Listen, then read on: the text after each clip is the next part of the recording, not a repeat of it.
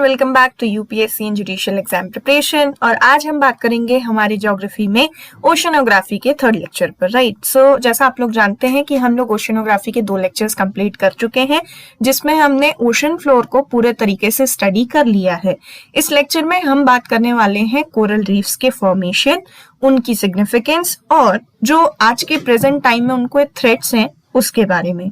सो आगे बढ़ने से पहले अगर आपने अभी तक हमारे इस चैनल को सब्सक्राइब नहीं किया है तो please subscribe our channel and press the bell icon, ताकि आपको आपकी इंपॉर्टेंट वीडियोस के नोटिफिकेशंस टाइम टू टाइम मिलते रहें। राइट, और साथ ही साथ अगर आप लोगों को अभी तक ये जानकारी नहीं मिली है कि हमारी एमपी सिविल जज की online crash course classes start हो चुकी हैं, तो आप इसकी डिटेल्स हमारे एडवर्टाइजमेंट और हमारे डिस्क्रिप्शन में देख सकते हैं। तो चलिए शुरू करते हैं।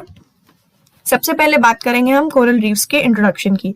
तो जैसा कि आप लोग अब इस पिक्चर को देख सकते हो, तो आपको ये चीज समझ में आ रही है कि इस टाइप की ये जो ओशन की सर्फेसेस पर आपको ये जो कलरफुल चीजें दिखती हैं, राइट, ये हमारी कोरल रीफ्स होती हैं।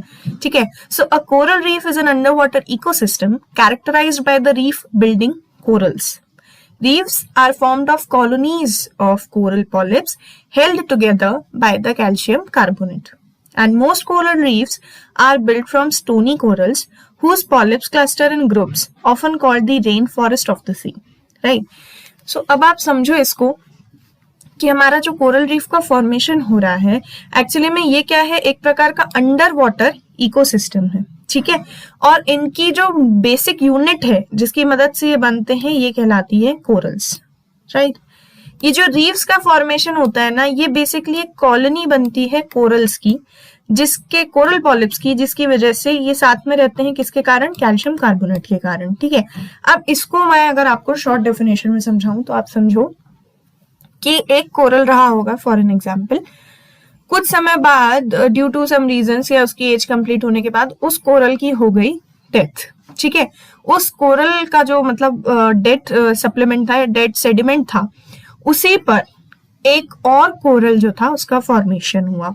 Right, after a particular time उसकी भी हो गई डेथ, देन एक और लेयर उसी के ऊपर आई। सो यहाँ पे क्या हो रहा है कि जो कोरल्स होते हैं जनरली इनका जो फॉर्मेशन होता है, ये एक डेड मतलब आप समझो कि ये डेड सेडिमेंट्स के ऊपर one by one layer wise जो है इनका फॉर्मेशन होता है। ठीक है, कलर्स इसमें बहुत खूबसूरत आपको दिखाई देंगे अगर आप चेक करोगे तो। These are the most beautiful things present inside the ocean. First, second चीज बात आती है कि भाई अगर ये कोई सेडिमेंट है जो कि ऑलरेडी डेड है, तो ऐसा क्या हो रहा है जिसके कारण दूसरा एक लिविंग ऑर्गेनिज्म जो है वो इस पर अपने आप को रिसाइड कर पाता है ना।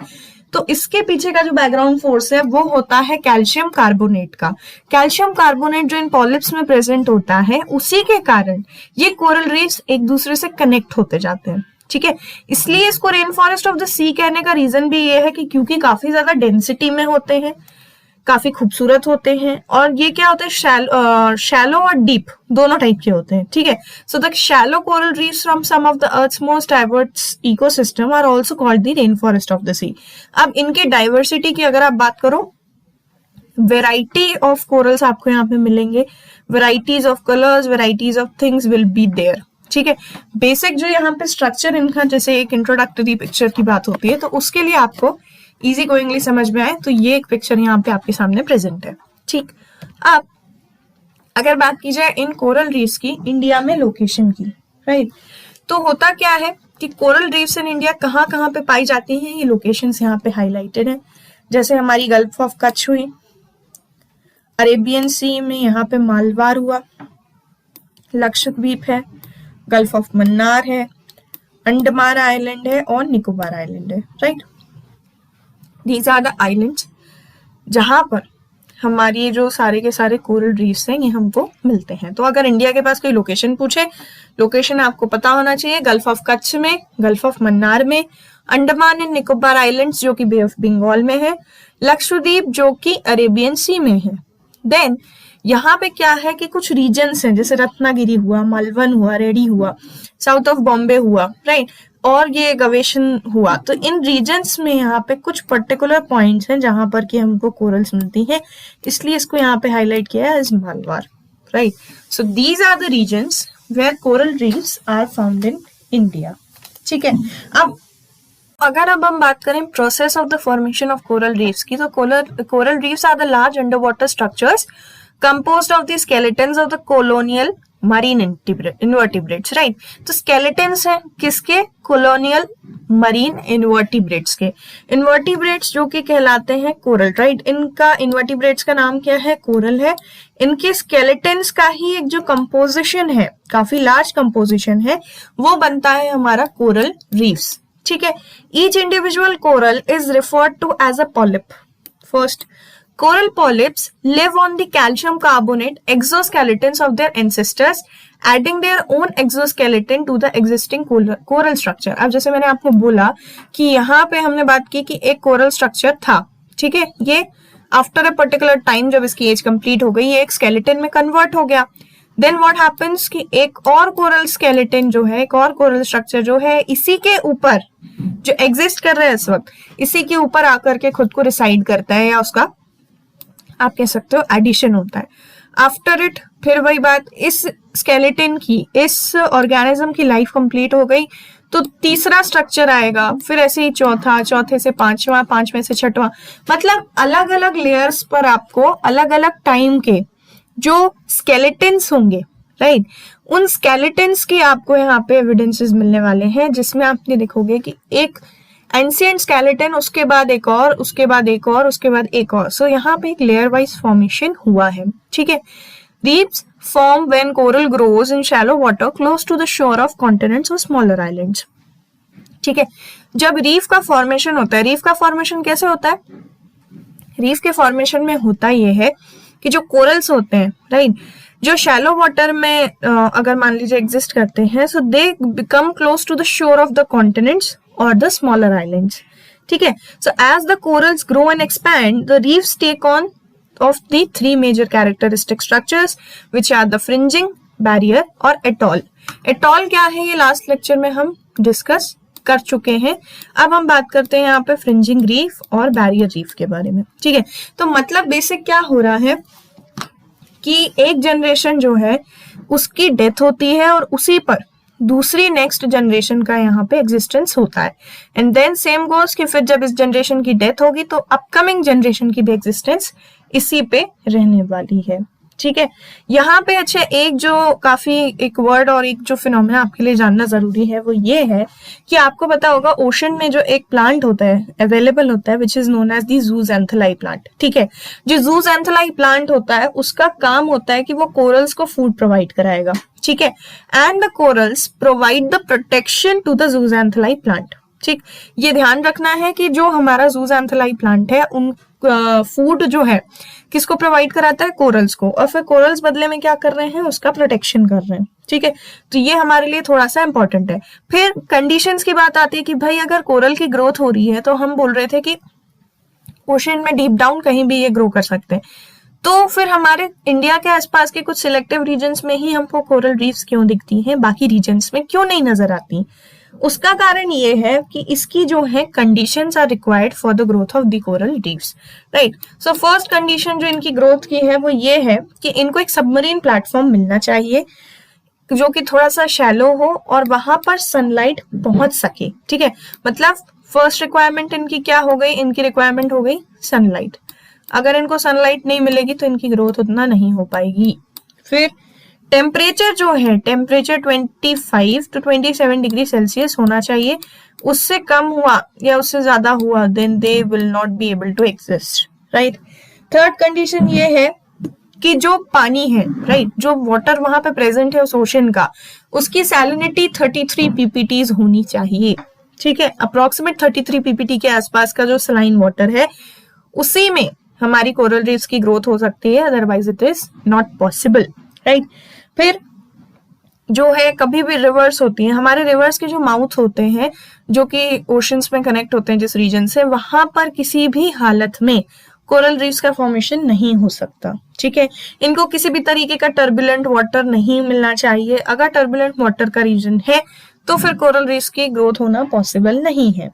इसके साथ साथ इनको क्या होता है कि एक ऐसा सर्कुलेटिंग न्यूट्रिएंट रिच वाटर की रिक्वायरमेंट होती है जिसकी मदद से इनकी ग्रोथ काफी अच्छे से हो सके. Right. So this is how the process of the formation coral reefs takes place. और इसकी कुछ कंडीशंस जिसके बारे में हमने बात की.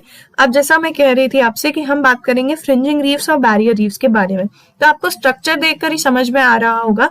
एटॉल जो होता है उस पर हमने बात की थी कि एटॉल एक तरीके का डिप्रेशन होता है between the ocean, in middle of the ocean, जिसके चारों तरफ कोरल रीफ्स का एक सर्कुलर वे होता है. राइट. अब बात करें अगर बैरियर रीफ की और फ्रिंजिंग रीफ की, तो आप देखोगे कि जो फ्रिंजिंग रीफ का फीचर है, it is the most commonly seen reef and it grows near the coast lines.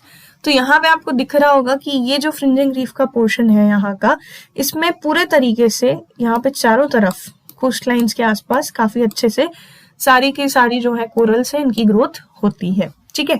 Second आता है barrier reefs, which differs from the fringing reefs in that they are separated from the coastlines by deeper and wider lagoons.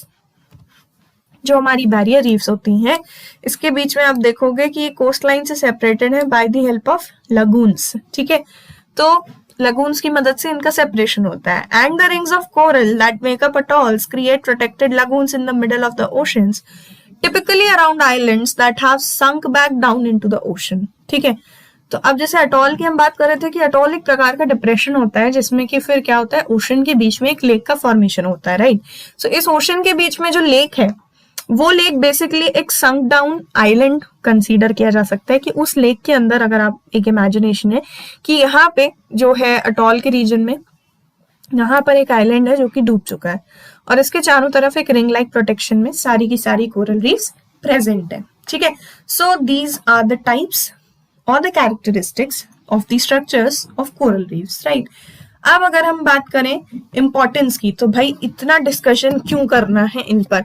Ocean में तो बहुत सारी चीजें available हैं, तो coral reefs इतना इम्पोर्टेंट कैसे हैं. कोरल रीफ्स की इम्पोर्टेंस के कारण कुछ यहाँ पे फॉलोइंग्स हैं जो निम्नलिखित है. आप देखोगे कि सस्टेन बायोडाइवर्सिटी. सस्टेन बायोडाइवर्सिटी मतलब ecologically coral reefs are important because they are the counterpart to the tropical rainforest in terms of species diversity and biological productivity in the ocean.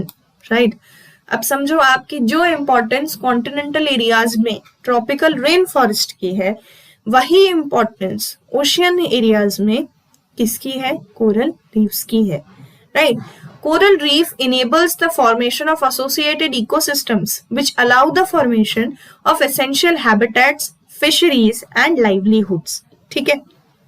क्या होगा कि जिस भी oceanic reason में coral reefs present होंगी, उनकी मदद से और एसोसिएटेड इकोसिस्टम्स जो है वो ज्यादा बेटर ग्रोथ कर पाएंगे और उसी ग्रोथ के कारण फिर हमारी जो एसेंशियल हैबिटेट्स हैं, जैसे फिशरीज हुई, लाइवलीहुड हुए, बहुत सारी चीजें जिनकी जरूरत हमको पड़ती है, या हम देखते हैं नेचर में भी कई सारी जो रिसोर्सेज हैं उनकी भी फिर वहां पे फॉर्मेशन होगा, वहां पे ग्रोथ होगी. ठीक है. Then second is the protection coastline. Protect coastlines. Right. Protection कर रही है भाई. कैसे?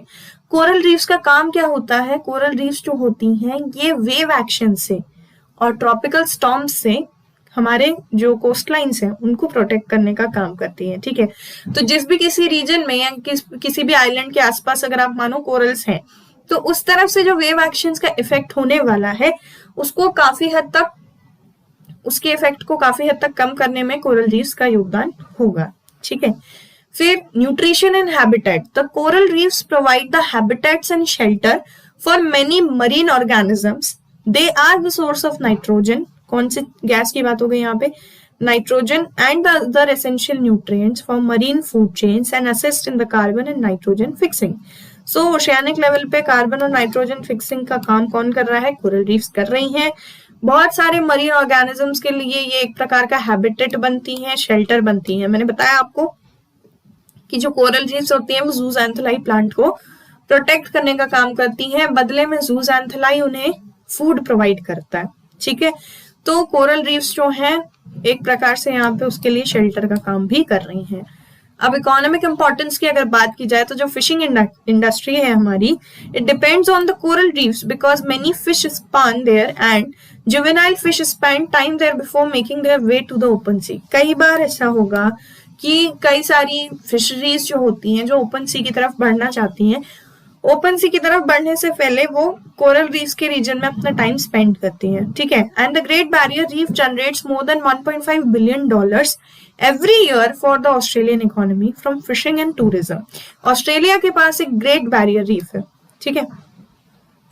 ऑस्ट्रेलिया के पास जो ग्रेट बैरियर रीफ है उसकी मदद से क्या होता है कि फिशिंग और टूरिज्म के लिए समथिंग अबाउट $1.5 बिलियन का यहाँ पे जो है आप समझो एस्टिमेट ये दे देती है।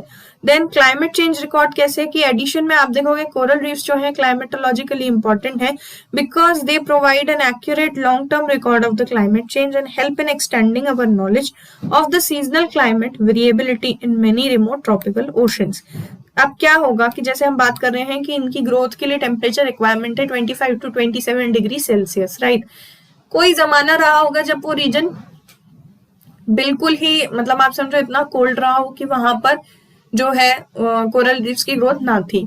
फिर धीरे धीरे वहां पे क्या हुआ, टेम्परेचर इंक्रीज होना स्टार्ट हुआ उसके आसपास के सराउंडिंग्स के रीजन्स में, तो धीरे धीरे जो है 25 to 27 डिग्री सेल्सियस तक पहुंचते पहुंचते फिर कोरल रीफ्स की ग्रोथ स्टार्ट हुई होगी। अब हो सकता है कि एक टाइम ऐसा आया हो जब अब यहाँ से पूरे तरीके से कोरल रीफ्स जो है वो एक्सटिंक्ट हो गई हो। कैसे?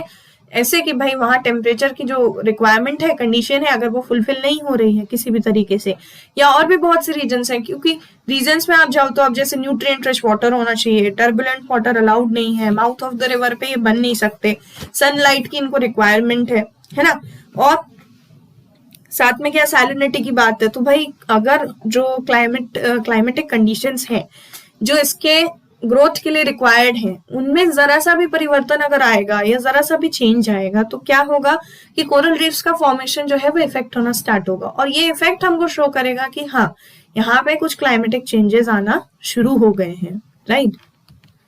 अब अगर हम बात करें threat to the coral reefs की, so coral reefs are fragile because they are sensitive to water conditions first. भाई इनकी जो वाटर कंडीशंस है वो इतनी ज्यादा सेंसिटिव है कि अगर जरा सी भी गड़बड़ हुई, मैंने आपसे कहा सैलिनिटी में चेंज आया, वाटर टर्बुलेंट हुआ, कोरल रीफ्स खत्म हो जाएंगी, राइट, उस पर्टिकुलर रीजन की। They are under threat from the excess nutrients such as nitrogen and phosphorus, rising temperatures, oceanic acidification, overfishing, sunscreen use, harmful land use practices including runoff and seeps, right। इन सारी चीजों के कारण भी हमारी coral reefs को काफी ज्यादा थ्रेट यहाँ पे होता है। Many of these threats can stress corals and leading to coral bleaching। Coral bleaching एक नया फिनोमेना यहाँ पे सुनने को मिला, coral bleaching. So now what is coral bleaching, ठीक है। होता ये है दैट कि जो हमारी कोरल ब्लीचिंग होता है, जो फिनोमेना होता है, इसमें क्या होने वाला है, the corals are in stress. जब भी कभी हमारी कोरल्स पर स्ट्रेस पड़ता है, स्ट्रेस पड़ना मतलब कि जो कंडीशंस हैं उनकी ग्रोथ के अकॉर्डिंग नहीं है, उनके रहने के अकॉर्डिंग नहीं रह गई, तो corals will start coming into stress, और यहाँ पे क्या होगा कि ये जूज़ैंथेलाई प्लांट को एक्सपेल करेंगी, ठीक है। अब एक्सपेल करेंगी तो ये जो कोरल्स हैं ये अपने खूबसूरत रंगों को छोड़ देगी और व्हाइट में कन्वर्ट हो जाएगी, ठीक। They will convert into white once they start expelling to the zooxanthellae plant, and then ultimately without food they will die, ठीक। मतलब यहाँ पे क्या बात है कि कोरल रीफ्स जो हैं जूज़ैंथेलाई को क्या करती हैं, एक तरीके से प्रोटेक्शन देती हैं, प्रोटेक्ट करती हैं, तो जूज़ैंथेलाई इनको फूड देता है, और उस कारण से जो कोरल्स हैं ये अपने बहुत ही सुंदर रंगों में अवेलेबल होती हैं। लेकिन अब यहाँ पे क्या हुआ कि इन पे अब इनको खुद का स्ट्रेस, इनका अपने आप को वो कर पाना जो है, मैनेज कर पाना पॉसिबल ना रहे, तो ये क्या करेंगी, जूज़ैंथेलाई प्लांट को खुद से एक्सपेल कर देंगी। जब ये एक्सपेल करना स्टार्ट करेंगी तो भाई जूज़ैंथेलाई प्लांट के एक्सपेलेशन के कारण कोरल रीफ्स का जो कलर है वो जो है व्हाइट में कन्वर्ट हो जाएंगी, और फिर क्योंकि उनको जूज़ैंथेलाई भी उनसे दूर हो गया है, इसलिए अब उनको जो फूड की रिक्वायरमेंट है वो फुलफिल नहीं हो रही है, एंड एट लास्ट यहाँ पे ये होगा कि हमारी जो कोरल रीफ्स हैं ये पूरे तरीके से खत्म हो जाएंगी, ठीक है। और फिर किसी एक पर्टिकुलर रीजन में जब कोरल रीफ्स की डेथ होती है, जब उनका आप कह सकते हो कि जो वहां का उस पर्टिकुलर रीजन में जो कोरल का ये एग्जिस्टेंस था ये पूरे तरीके से अगर खत्म होने को आ जाएगा, तो फिर वहां का जो इकोसिस्टम है, मरीन इकोसिस्टम है, वो बहुत ही बुरे तरीके से इफेक्ट होगा, right. So these are the threat to the coral reefs. और इसके बाद अगर हम बात करें कि इनकी इंपॉर्टेंस क्या है, हम जानते हैं, राइट। सो मेंस में आंसर राइटिंग के पर्सपेक्टिव से अगर आप बात करो तो आपको पहले तो ये चीज पता होनी चाहिए, कई बार क्वेश्चंस पूछे जाते हैं, तो एक चीज पता होना चाहिए कि कोरल रीफ्स कहाँ पे, कोरल रीफ्स का इंट्रोडक्शन क्या है, देन इंडिया में कोरल रीफ्स की सिचुएशन क्या है, ठीक है। उसके बाद आपको प्रोसेस ऑफ फॉर्मेशन शॉर्ट में बताना है तो आप बता सकते हो, आप इस पैराग्राफ को भी यूज कर सकते हो जो बहुत ही कट एंड क्रिस्प आपको एक प्रोसेस के बारे में बता रहा है। फिर आपका काम यह है कि आप बताओगे सबसे पहले क्या इंपॉर्टेंस, ठीक है। जब कोरल रीफ्स की इंपॉर्टेंस आप बताओगे उसके बाद अगर आप थ्रेट को डिस्क्राइब करो तो फिर आपको कंक्लूजन लिखने में कोई प्रॉब्लम नहीं जाएगी कि भाई अगर इतनी सारी इंपॉर्टेंस हमारी कोरल रीफ्स की हैं और इन थ्रेट्स की वजह से यहाँ पे प्रॉब्लम क्रिएट हो रहा है तो हमारी रिस्पॉन्सिबिलिटी बनती है कि फिर हम इसको मेजर करने की कोशिश करें। एंड रिगार्डिंग टू दिस कुछ इंपॉर्टेंट मेजर्स जो रिस्टोरेशन के लिए हो सकते हैं वो आप लिख सकते हैं, right. So this lecture was all about the coral reefs, their formation, their threats and their importance. So अगर अभी तक आपने हमारे इस चैनल को सब्सक्राइब नहीं किया है so don't forget to like, share, comment and subscribe to UPSC judicial exam preparation. Thanks for watching.